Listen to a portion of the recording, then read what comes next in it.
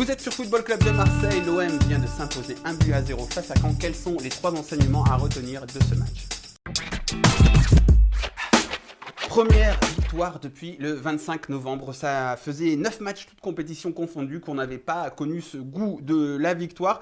Aussi 7 matchs toutes compétitions confondues que l'on n'avait pas terminé un match sans encaisser de but. Donc première clean sheet depuis plusieurs mois maintenant, depuis plus de 2 mois.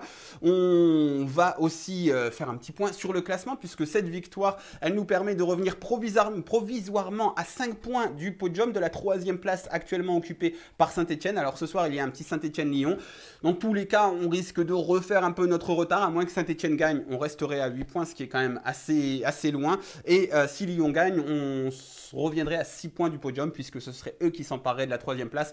Bref, dans tous les cas, même si on ne fait pas un énorme retour sur le podium, il était important de gagner au moins au niveau psychologique. Parce que dans le jeu, ça a été loin d'être flamboyant. Il y a eu très peu d'occasions des deux côtés, 9 tirs des deux côtés d'ailleurs à la fin du match.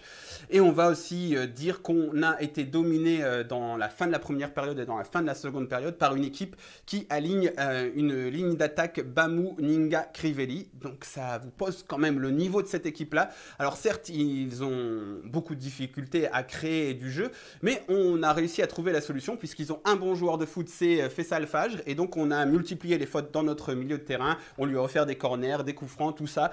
Heureusement, on n'a pas pris de but face à cette très faible équipe, mais dans le jeu, c'est toujours loin d'être flamboyant pour l'Olympique de Marseille.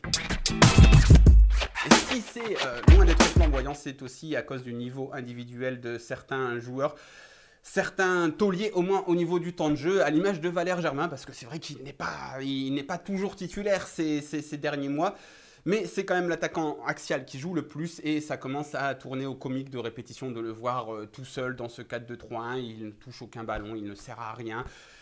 Ça ferait presque oublier que Kostas Mitroglou est aussi très mauvais. Ça donnerait presque envie de revoir Kostas Mitroglou sur le terrain parce que dans tous les cas, Valère Germain, difficile de faire pire. On va aussi parler de Jordan Amavi qui a passé tout son match sur un fil rouge, le fil du carton rouge en fait, parce qu'il prend un carton jaune assez tôt dans le match et puis après il multiplie les fautes. C'est un petit miracle qu'il ne soit pas exclu malgré que Daniel Bravo ait tout de même trouvé que le bon Jordan Amavi ait fait un bon match.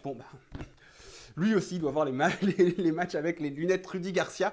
Et enfin, on va glisser un petit mot sur Rolando, puisque j'ai dit il n'y a pas longtemps sur Twitter que c'était notre défenseur le plus régulier. Ça ne veut pas dire que c'est le meilleur, hein, parce que même si j'ai beaucoup d'estime pour Rolando, il a des limites assez inquiétantes, surtout pour une équipe comme l'Olympique de Marseille.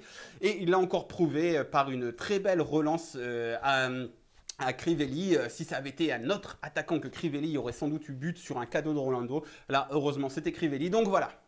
On va retenir les 3 points, c'est loin d'être flamboyant ce soir, mais au moins on a pris 3 points et ça faisait une éternité.